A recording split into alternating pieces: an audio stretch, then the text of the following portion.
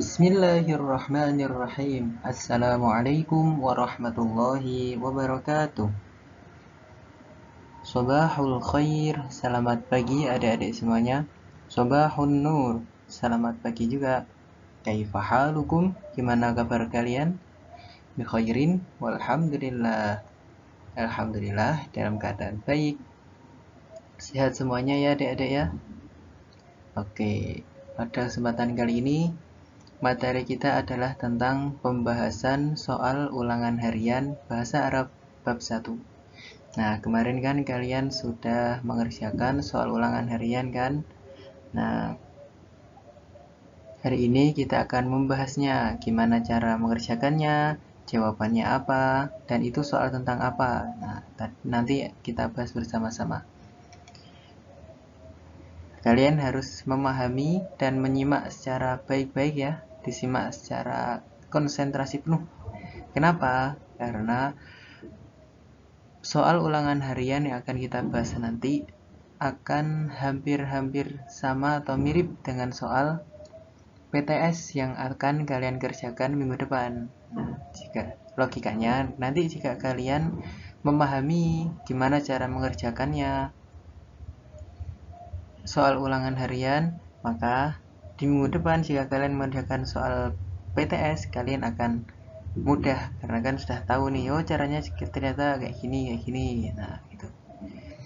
Oke, langsung saja kita masuk pada soal nomor 1.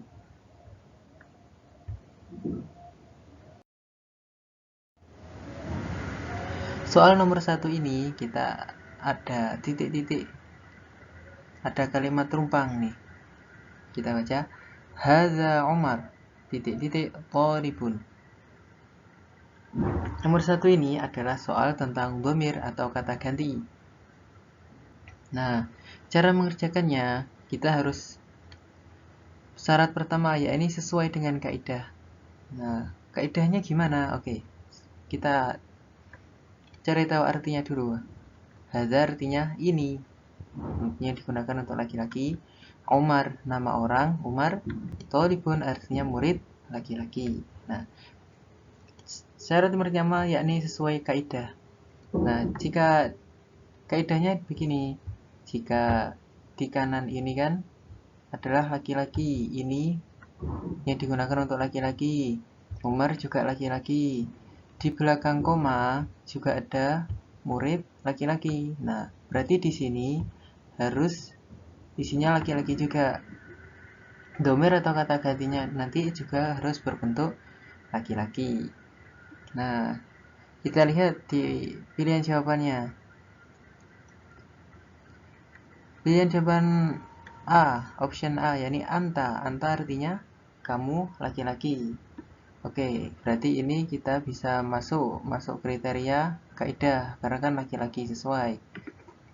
Option B yakni anti. Anti artinya kamu perempuan. Loh, ini perempuan berarti kan tidak cocok dengan kaidahnya. Jadi ini kita coret saja. Ya kan? Karena nggak cocok, bukan pilihan jawaban yang pas. Oke.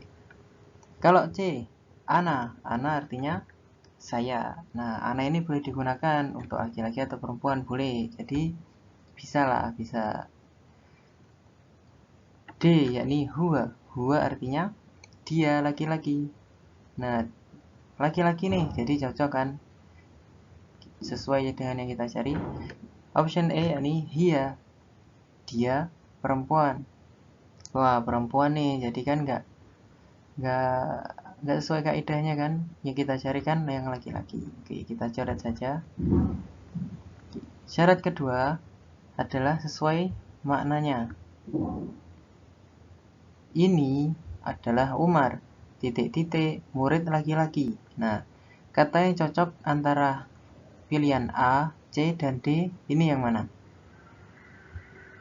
Yang cocok sesuai maknanya adalah yang D. Nah, gitu. Kalau diisi dengan anta atau dengan ana, maknanya kurang pas. Jadi yang paling pas adalah huwa. Nomor 1 jawabannya D. Gitu ya adik-adik ya. Kata kuncinya kalau ada kalimat rumpang kayak gini, kita harus menyesuaikan kaidahnya, mana kaidah yang sesuai. Kalau di sini laki-laki, di sini juga harus laki-laki. Kemudian setelah selesai, secara makna gimana? Nyambung apa enggak? Nah, lanjut.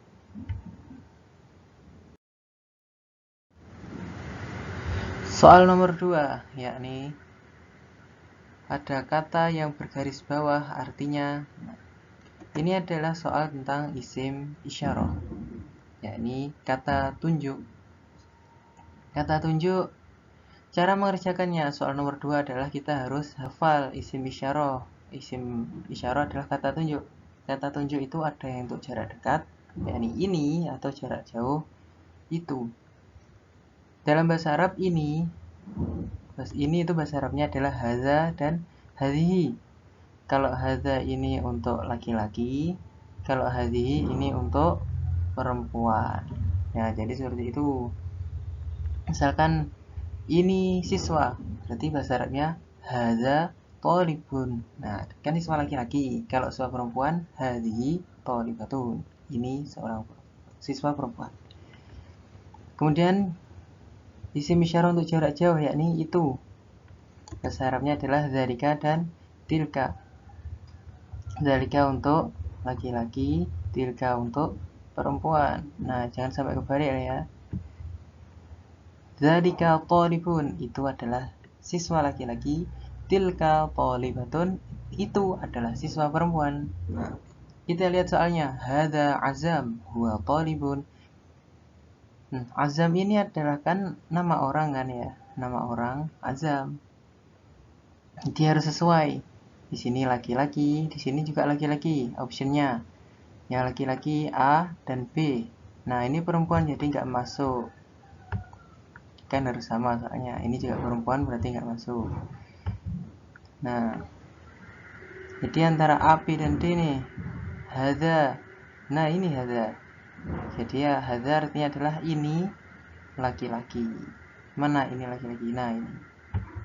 Jawaban yang benar adalah D. Ini laki-laki. Ini adalah Azam. Dia seorang siswa. Jadi gitu. Kuncinya untuk pertanyaan tentang isim isyarah atau kata tunjuk ini, kita harus paham apa kata tunjuk untuk jarak dekat dan apa kata tunjuk untuk jarak jauh. Kemudian kita sesuaikan. Di sini kalau di sini laki-laki, maka di sini juga laki-laki. Kalau di sini perempuan, di sini juga perempuan, gitu. Jadi jawaban nomor 2 adalah D. Lanjut.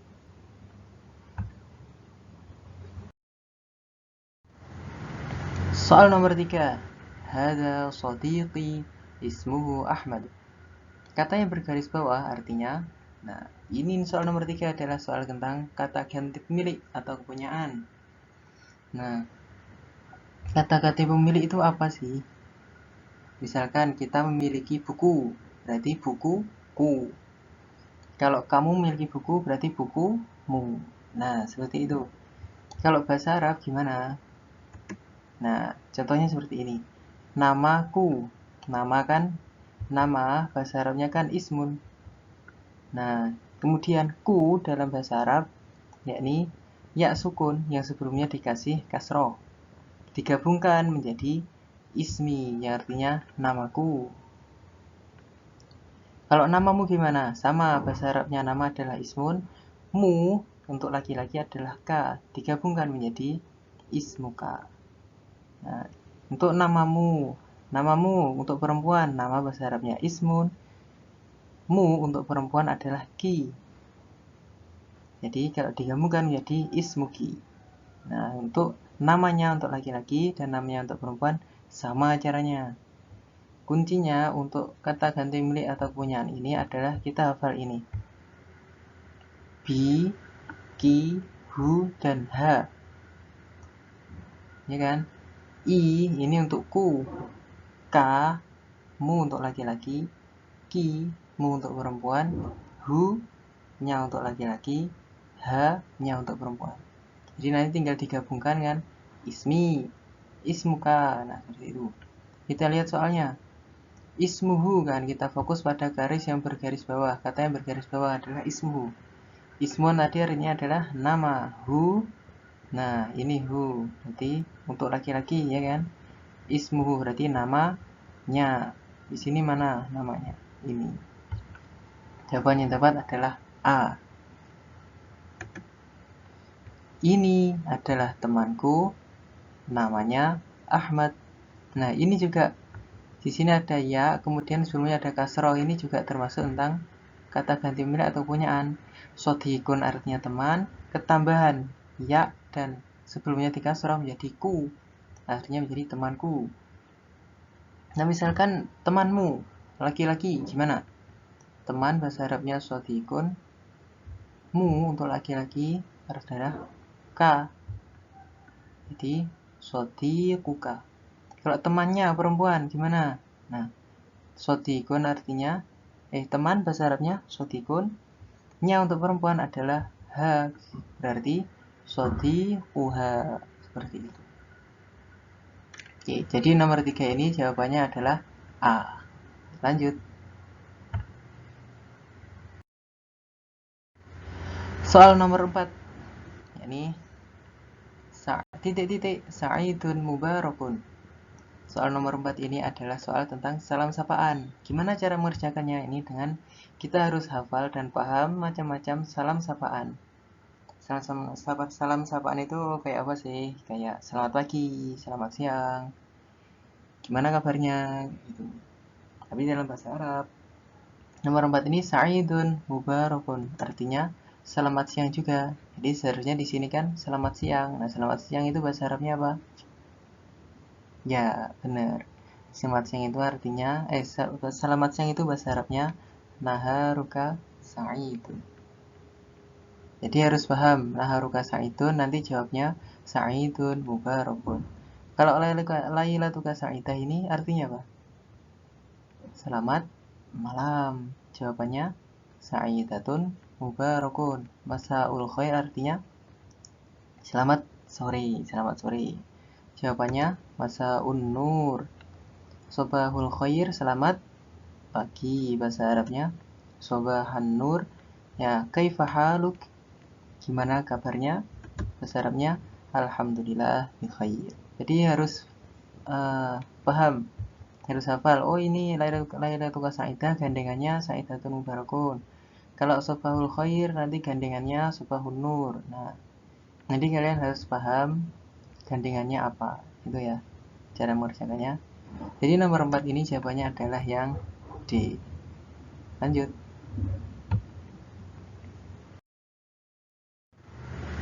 Soal nomor 5. Min titik-titik anta ana min kadiri. Nomor 5 ini adalah soal tentang isim istifham atau kata tanya.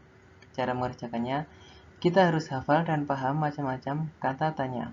Kata tanya itu seperti apa sih? Apa? Kemudian siapa? Apakah? Bagaimana? Dari mana?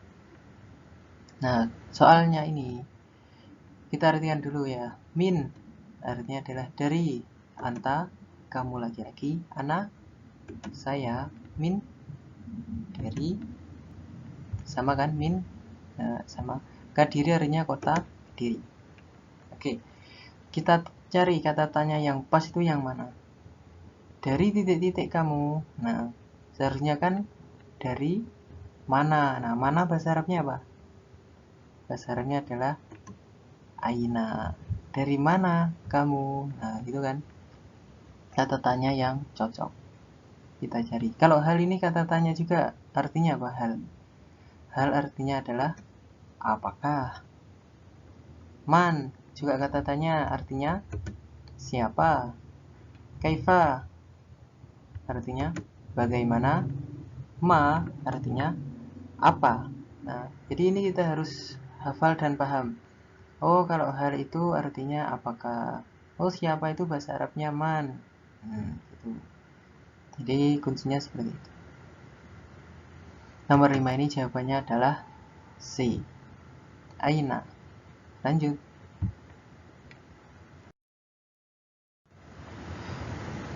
Soal nomor 6. Semarang, Asimatu Jawa, titik-titik. Nah, soal nomor 6 ini adalah soal tentang al-jihad atau arah. Cara mengerjakannya adalah kita harus hafal dan paham macam-macam arah. Arah itu kayak apa sih? Arah itu utara, kemudian selatan, ada lagi apa? Timur, kemudian barat, ya kan? Ada yang di tengah, tengah juga ada. Nah, Semarang itu, oke, kita artikan dulu. Semarang artinya kota Semarang. Asimatun artinya ibu kota Jawa, tetap Jawa. Semarang adalah ibu kota Jawa, Jawa Tengah, ya kan? Jawa Tengah. Nah, tengah itu bahasa Arabnya apa? Nah, di sini mengapa kita harus hafal dan paham macam-macam arah dalam bahasa Arab. Tengah itu bahasa Arabnya adalah al-wusta. Tengah. Jadi jawabannya adalah A, ya kan? Jawa al-wusta. Kalau barat bahasa Arabnya apa barat? Barat itu bahasa Arabnya al-gharbiyah. Nah, ini barat. Kemudian kalau utara bahasa Arabnya asy-syamaliyah. Nah, kalau selatan bahasa Arabnya al-janubiyah. Kalau timur asy-syarqiyah. Kalau Jawa Timur berarti bahasa Arabnya Jawa asy-syarqiyah. Kalau Kalimantan Selatan bahasa Arabnya berarti Kalimantan al-janubiyah. Jadi gitu ya. Harus paham dan hafal tentang macam-macam arah ini. Biar kita bisa mengerjakan soal yang modelnya kayak gini. Nomor 6 jawabannya adalah A. Oke, lanjut. Soal nomor 7. Hadihi ummi hiya syurtiyun. Terjemahkan kalimat di atas dalam bahasa Indonesia. Wah, soal nomor 7 ini kita bahas tentang profesi. Cara mengerjakannya adalah kita harus hafal dan paham macam-macam profesi dalam bahasa Arab. Kalau mengartikan dalam bahasa Indonesia, kita lihat kata-kata di depannya. Oh, ini kan sama. Ini ibuku, dia seorang. Nah, ini dari A sampai E kan sama semuanya. Oke, jadi ini tidak masalah. Yang dimasalahkan adalah ini. Syurtiyun. Nah, ini artinya apa? Guru atau polisi kah, atau pegawai atau dokter atau pedagang. Nah, di sini mengapa kita harus hafal dan paham macam-macam profesi. Oke, syurtiyun itu artinya adalah apa ya? Oke, kita urutkan dulu dari jawaban option A. Guru. Guru bahasa Arabnya adalah mudarrisun untuk guru laki-laki dan mudarrisatun untuk guru perempuan. Jadi bukan jawaban yang pas ya. Oke, kita coret. Jawaban B yakni polisi. Polisi bahasa Arabnya syurtiyun atau syurtiyatun. Jadi ini cocok. Jawabannya adalah yang B. Kemudian pegawai. Pegawai itu bahasa Arabnya apa? Muwadzafun atau muwadzafatun. Muwadzafun untuk laki-laki, muwadzafatun untuk perempuan. Oke. Option D, dokter. Dokter bahasa Arabnya tobibun atau tobibatun. Tobibun untuk laki-laki, tobibatun untuk perempuan. Kalau pedagang bahasa Arabnya tajirun atau tajirotun. Tajirun artinya pedagang laki-laki, tajirotun artinya pedagang perempuan. Nah, kita harus dipahami dan hafal ini. Bahasa Arabnya apa? Hafalkan saja yang utama: mudarrisun, syurtiyun, muwadzafun, tabibun, tajirun. Nah, nanti kalau perempuan tinggal nambah tak marbutah di belakang ini, ya kan? Nah, gampang. Jadi nomor 7 ini jawabannya adalah B. Lanjut. Soal nomor 8. Ana talibun fi hadhil madrasah. Kata yang bergaris bawah artinya, nah, talibun ini artinya apa? Soal nomor 8 ini kita masih membahas tentang profesi. Jadi kita harus hafal. Talibun artinya siswa laki-laki. Jawabannya adalah C. Kalau guru bahasa Arabnya apa? Mudarrisun, guru laki-laki. Kalau siswa perempuan bahasa Arabnya ini tinggal nambah tak marfutoh di belakang menjadi tholibatun. Nah, kalau guru perempuan ini ditambahkan tak marfutoh di belakang menjadi mudarrisatun. Kalau teman laki-laki sodiko. Nomor 8 ini jawabannya adalah C. Lanjut. Nomor 9, anta Muhammadun. Kata yang bergaris bawah berkedudukan sebagai. Nomor 9 ini adalah soal tentang mubtada dan khobar. Cara mengerjakannya, kita harus hafal definisi serta kaidah mubtada dan khobar. Mubtada itu apa sih? Mubtada itu adalah kata benda atau isim yang berada di awal kalimat dan berkedudukan sebagai subjek. Nah, kata kuncinya adalah kalau mubtada itu di awal kalimat dan berkedudukan sebagai subjek. Kalau khobar, definisinya apa? Khobar itu adalah kata yang berada setelah mubtada dan berkedudukan sebagai objek. Nah, jadi khobar ini sebagai objek dan terletak setelah mubtada, gitu ya. Dari sini kita sudah bisa loh mengerjakan anta Muhammadun. Anta ini berada di awal kalimat kan. Nah, ini juga berkedudukan sebagai subjek. Berarti ini adalah mubtada, ya kan? Oke, Muhammadun. Muhammadun ini terletak setelah mubtada dan berkedudukan sebagai objek. Berarti ini adalah khobar. Itu kan gampang. Jawabannya adalah C. Kita harus tahu mana subjek dan mana objeknya biar kita bisa menentukan mana mubtada, mana khobar. Man'ut itu apa? Man'ut itu adalah yang disifati. Na'at itu sifat dan dzaraf itu adalah kata keterangan. Kita akan mempelajarinya di pertemuan-pertemuan yang akan datang. Nggak usah dipikirkan dulu. Yang penting kita tahu tentang mubtada dan khobar. Jadi nomor 9 ini jawabannya adalah C. Lanjut. Soal terakhir yakni kata benda atau isim yang berada di awal kalimat dan berkedudukan sebagai subjek merupakan definisi dari apa tadi? Ya, benar adalah mubtada. Kuncinya ini di awal kalimat dan sebagai subjek. Kalau khobar terletak setelah mubtada dan berkedudukan sebagai objek. Itu ya. Kalau ta'aruf artinya perkenalan, bukan. Isim istifham artinya kata tanya. Kata tanya tadi apa? Ada man. Kemudian ada hal. Man itu siapa? Hal apakah? Nah, tadi bisa dipelajari lagi nanti. Isim isyarah tadi apa? Kayak hadza, hadhihi, dzalika dan tilka. Isim isyarah untuk jarak dekat dan jarak jauh. Nomor 10 ini sama, membahas tentang mubtada dan khobar dan cara mengerjakannya sama. Kita harus hafal definisi serta kaidah mubtada dan khobar dan kita harus mengetahui mana subjek, mana mubtada. Jadi nomor 10 ini jawabannya adalah E.